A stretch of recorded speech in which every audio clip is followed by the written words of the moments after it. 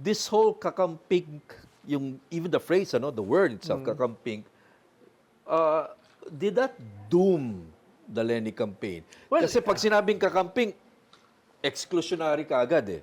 Did that doom the Kasi Lenny kakampi. campaign? On hindsight.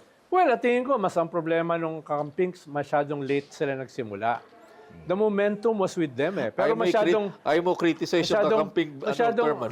Hindi, masyadong late eh. No? Yung, nakita mo yung voluntarism, yung palaking mga rallies, mobilization.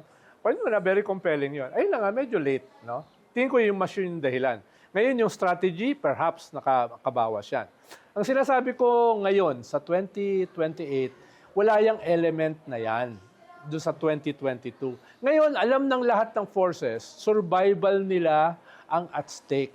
Existential. No? Whether yan ay Pink, whether yan ay Marcos, whether yan ay Independence or Tulpos, etc. or everything in between, alam nila, pag nanalo yung Duterte, yari sila. Lahat. Wala yan noong 2022.